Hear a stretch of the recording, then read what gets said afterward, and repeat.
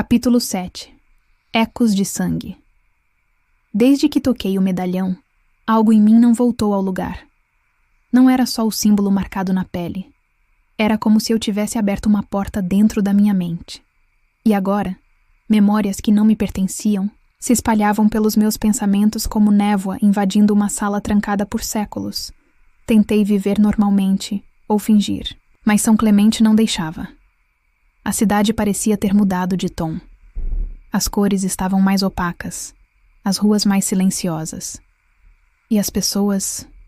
Algumas me olhavam como se soubessem. Como se reconhecessem em mim algo que eu ainda estava tentando entender. Voltei à livraria 2 vezes nos dias seguintes. Davi não estava em nenhuma delas. Nem sinal dele, nem bilhete, nada. Só aquela sensação de que ele ainda me observava, de algum jeito. Como se a própria livraria respirasse a presença dele.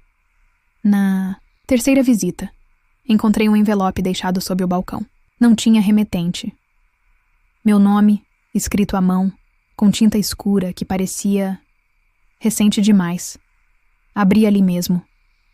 Havia apenas uma folha dentro, um mapa desenhado à mão. E ao centro dele, o que parecia ser uma construção circular, subterrânea, uma cripta, ou algo pior. Reconheci os traços da parte antiga da cidade, o mesmo bairro onde vi o homem do chapéu pela primeira vez, e no rodapé do papel, uma frase: onde tudo começou, será revelado. Voltei para casa tremendo. Não era medo, era antecipação. Uma parte de mim já sabia que acabaria voltando. Lá, era inevitável.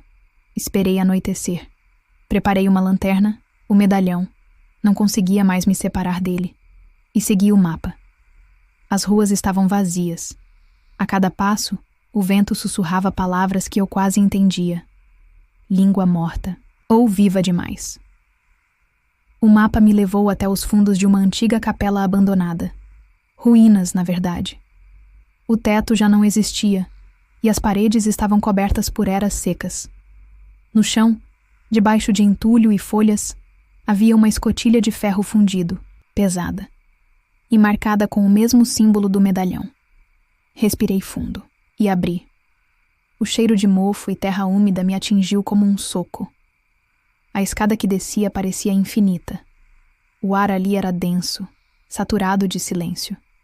E quando meus pés tocaram o chão lá embaixo, entendi. Aquele lugar não era só antigo, era primitivo. Mais velho do que qualquer construção da cidade.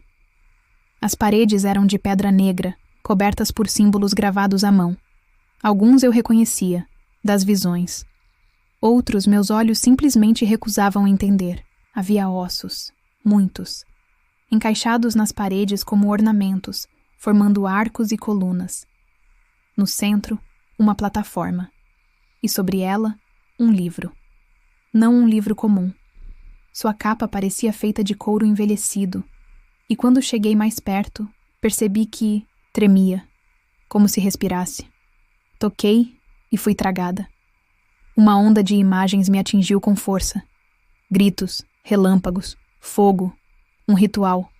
Mas não como os que já havia visto. Esse era o primeiro, o original.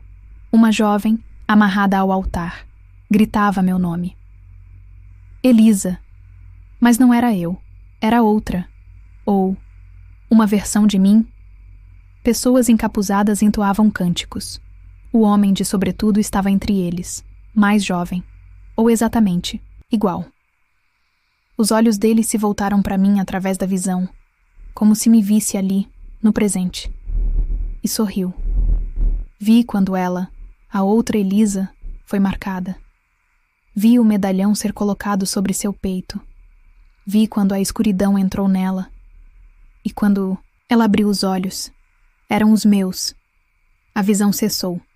Me joguei para trás arfando. O livro ainda estava ali, intacto. Mas minha mente... Não. Você viu, não foi?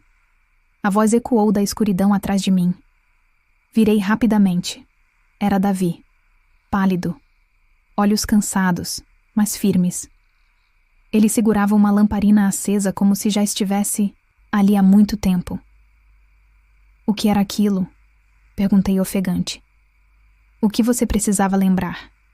Você foi escolhida muito antes de nascer. Isso é mais antigo que sangue, Elisa. É ancestral. Ela era eu? Davi hesitou. Ela foi, e será, se você permitir que o ciclo se complete. E se eu não permitir? Ele não respondeu de imediato. A chama da lamparina tremulou entre nós, projetando sombras nos ossos cravados, nas paredes. A cidade pagará o preço, como paga a cada vez que alguém nega o chamado. Me aproximei dele, os olhos ardendo. E qual é exatamente esse chamado? Equilíbrio, oferta, acolhimento daquilo que nunca deixou São Clemente, e que agora está faminto de novo. As palavras dele me deixaram gelada, porque no fundo, algo dentro de mim compreendia, como se meu corpo inteiro reconhecesse aquela verdade, mesmo que minha mente resistisse. Olhei para o livro, ainda pulsando em sua respiração silenciosa, e soube. Aquilo era só o começo. Capítulo 8. A cidade não dorme mais. Desde aquela noite, o tempo parece ter dobrado ao meu redor. Meus sonhos não são mais sonhos. São memórias que não me pertencem. Ou talvez sempre tenham sido minhas, escondidas em algum porão da alma, como o medalhão que encontrei. Na escola, ninguém comenta sobre os desaparecimentos, mas os olhares mudaram. Pais que não deixam mais os filhos sozinhos, professores com olhos fundos, mãos trêmulas. Até o zelador, seu Joel, começou a carregar uma cruz de madeira no pescoço. Grande, feita à mão, como se fosse escudo. Na segunda-feira, a cidade parecia mais vazia, mas o silêncio era mais denso, como se algo respirasse entre as paredes, esperando. Foi nesse clima que voltei à livraria. Davi estava no mesmo lugar, como se não tivesse saído dali desde a última vez. Olhava para um mapa antigo de São Clemente, com anotações em tinta vermelha, círculos, linhas, datas. A cidade está respondendo, ele disse sem tirar os olhos do papel. Respondendo a quê? Ele me encarou, sério. Havia medo ali, mas também reconhecimento. Ao chamado, as coisas que estavam adormecidas começaram a acordar. A frase ficou presa dentro de mim, latejando. Por que agora? Davi hesitou. Então apontou para um ponto no mapa. Um símbolo, desenhado com cuidado, o mesmo do medalhão. Porque o selo foi tocado. E você foi reconhecida. Fiquei em silêncio.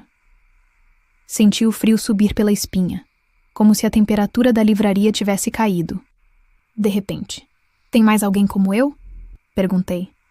Houve, ele respondeu. Antes de você, todos escolhidos, todos tocados.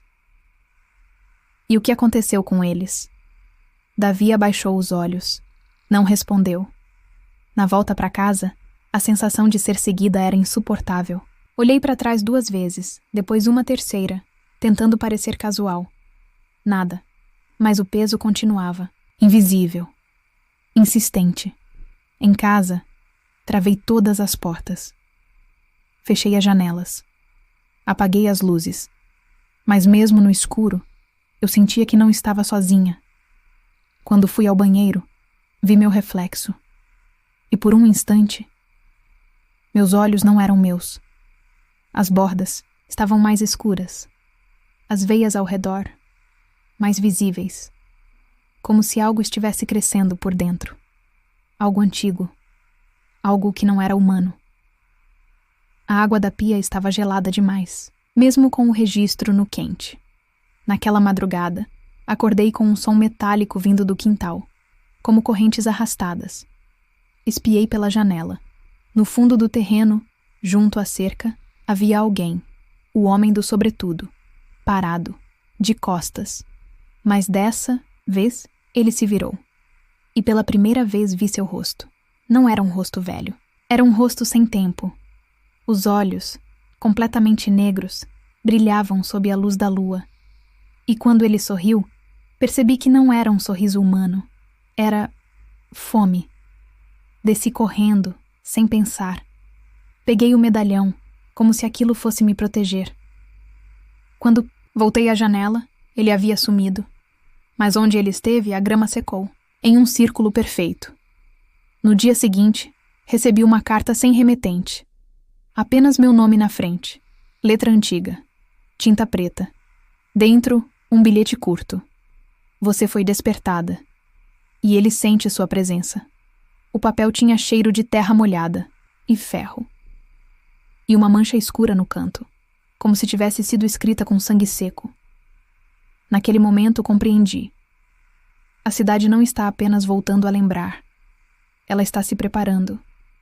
E eu estou sendo caçada. Se você chegou até aqui, é porque algo dentro de você também ouviu o chamado. Então, não deixe essa história se perder na névoa.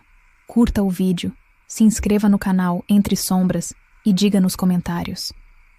Você teria coragem de continuar?